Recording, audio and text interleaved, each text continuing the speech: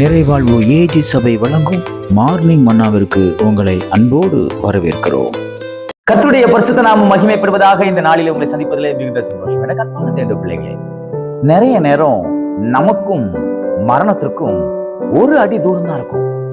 நிறைய டிப்ரெஷன், மனசுக்குள்ள மன அழுத்தம் வந்ததுனால நான் செத்துட்டா கூட நல்லா இருக்குமே, எனக்கு ஏன் இவ்வளவு பிரச்சனை, எனக்கு ஏன் இவ்வளவு வேதனை அப்படின்னு சொல்லி நீங்க நிறைய நேரம் மரணத்தை நோக்கி நீங்கள் ஓடிக்கொண்டிருக்கலாம்.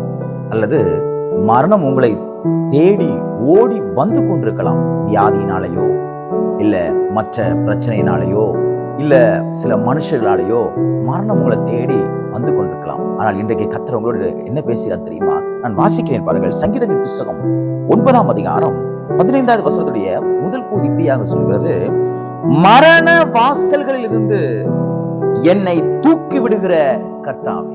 இன்னைக்கு கர்த்தர் உங்களை தூக்கி விடுவார்.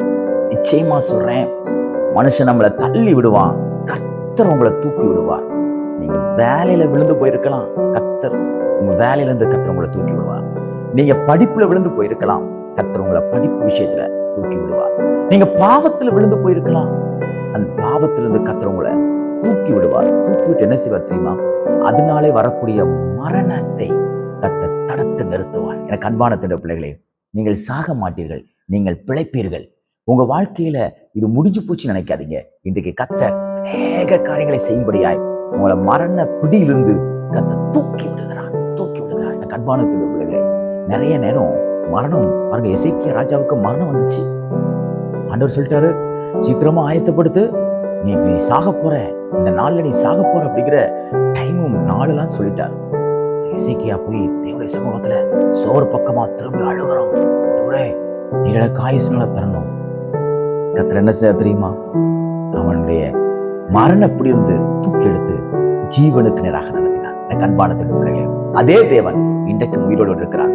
மரணம் உங்களை பயம் காட்டி கொண்டிருக்கலாம், மனிதர்கள் நிமித்தமாக ஒரு பயங்கள் உங்களை ஆட்கொண்டிருக்கலாம். இன்னைக்கு பயப்படாதீங்க. உங்களை தூக்கி விடுகிறவர், உங்களை தூக்கி எடுக்கிறவர், உங்களை தூக்கி உயர்த்துகிறவர், எல்லா விதமான இக்கட்டிலிருந்தும் உங்களை விடுவிக்கிற ஆண்டவரை நான் பிரசங்கித்துக் கொண்டிருக்கிறேன். ஆண்டவராய் இயேசு கிறிஸ்து உங்கள் மரண பிடியிலிருந்து கர்த்தர் உங்களை நீக்கி போடுவார். எது உங்களை பிடிச்சு வச்சிருக்குதோ, எது உங்களை எழும்ப விடாம உங்களை ஆழத்துக்குள்ள தள்ளி இருக்குதோ, அதுல இருந்து கர்த்தர் நீக்கி எடுத்து உங்களை மீட்டெடுப்பார். கடன்ல நீங்க தள்ளப்பட்டிருக்கீங்களா?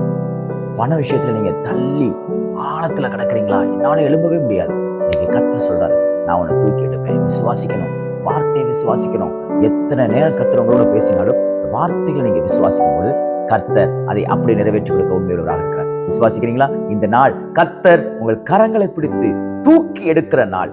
எல்லா விதமான மரண பயத்திலிருந்தும் கர்த்தர் உங்களை நீங்களாக்கி ஜீவனுக்கு நேராக நடத்துவாராக. பயப்படாதீங்க. இந்த நாள் உங்கள் கர்த்தர் உங்கள் கரங்களை பிடித்து உங்களை உயர்த்துகிற நாளாக தேவன் மாற்றி கொடுப்பாராக. God bless you.